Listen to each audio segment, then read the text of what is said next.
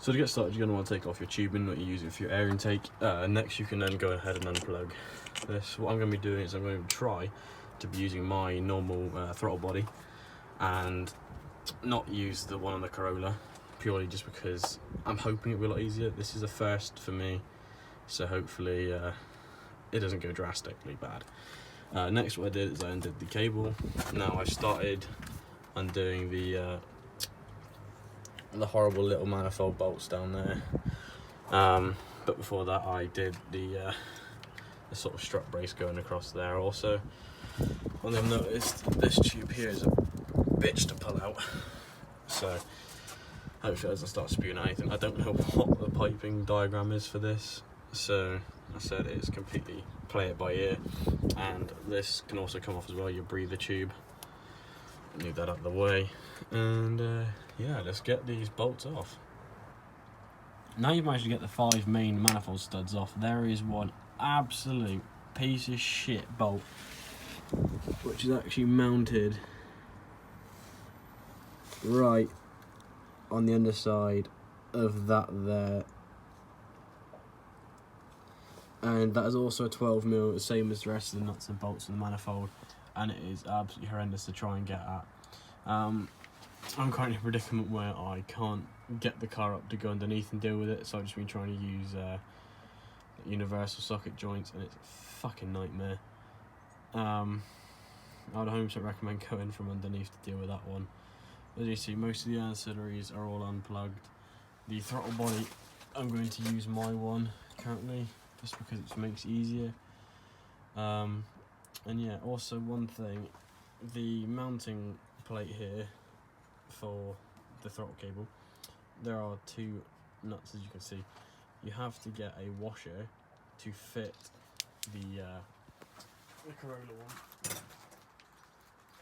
I've just got a bag of these from B&Q. They seem to be the right size so far. I haven't quite tested it because I've just WD-40'd this one here because it's a bitch. And you see it should be right, as one has to sit either side on the inside of these nuts, just so it stops them falling out the gap in the Corolla one, because it's such a massive gap. But yeah, I'm going to try and crack on with getting this piece of crap off. And yeah. Hey everyone, you join me on another day here, and I would be doing the commentary outside, but because the weather is absolutely horrendous at the moment, I just thought I'd do it from the driver's seat here. And basically what we had to do is, it's not as a complete straightforward swap as most people would think. Stuff like the manifold and the gaskets, you know, for the throttle body and the actual manifold itself, they're both fine, they both fit right, and they can both be swapped between. Whereas stuff like, there's a sensor tube that's located on the firewall of the car, and that actually plugs into the back end of the Corolla manifold. That is way too short for where it sits, so you'll need another longer piece of tube. There will all be pictures of these modifications that we had to do at the end in a little slideshow. Obviously we had to cut slots into the washers because the nuts on the actual throttle body itself wouldn't come off of the throttle body cable. So yeah, we had to just cut some slots in the washers, and then we slotted them either side of the nuts.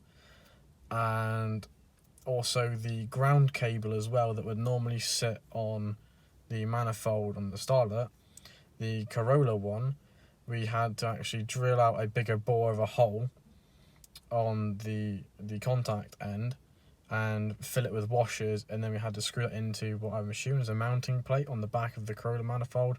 Not too sure, but we managed to get that nicely sort of set in there. And yeah, apart from that, it was a straightforward swap. You know, same bolts, same nuts, same screws, it was all good. But yeah, I will show you guys some more pictures at the end of what happened, and hopefully when the weather clears up a bit better, I'll do a little mini tour and drive around, and also what it sounds like and the difference from when there was the Starlet to the Corolla. But yeah.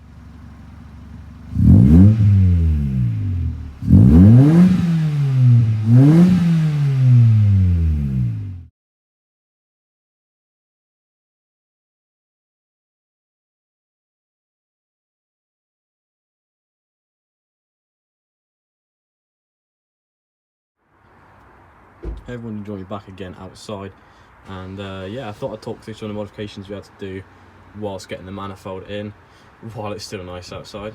But yeah, first of all, you can see the washers here that were cut, and then we slotted over and adjusted the position with the nuts to get the idle and the throttle body open on a full throttle. Yeah, the brake hose breather just clipped straight back on, same with the one for the rocker cover there. Unfortunately, we did butcher the crap out of the throttle body manifold because it was stuck really badly down, and yeah, so a new one of those is probably going to be needed very soon. One other modification you can immediately see is the breather hose here. We just got another piece of tubing and it's all cut up and works well.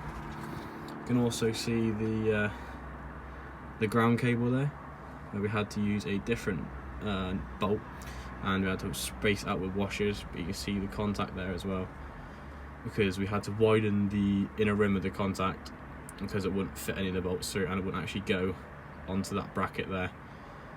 But yeah, apart from that, it was a straight swap. You know, it's used up all the bits.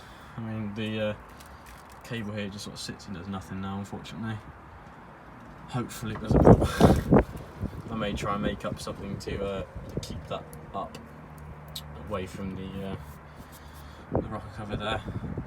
Yeah, straightforward swap apart from said modifications. And yeah, I mean, overall, after driving it for about 3 days, it's not much difference. I don't know what people are saying with the figures they're getting. Maybe they've got, you know, different injectors, stuff like that, because it doesn't feel much different. I mean, lower down on torque wise, the actual original manifold was a lot better. Like, you could feel a lot more grunt and a lot more torque, whereas this one, it just sort of feels more smooth. Makes sense, you know, the gears going through the gears, but this being automatic as well, it goes through the gears a lot more smooth, and it keeps the revs sort of constant rather than a dead spot here and there after you get a certain amount of power. But it's all right with new injectors and stuff like that, and a better intake than that Frankenstein unit there. It should be a lot better. But yeah, thanks guys for watching. If you like the video, give that shit a thumbs up, subscribe, and yeah, stay tuned for more Starlet content.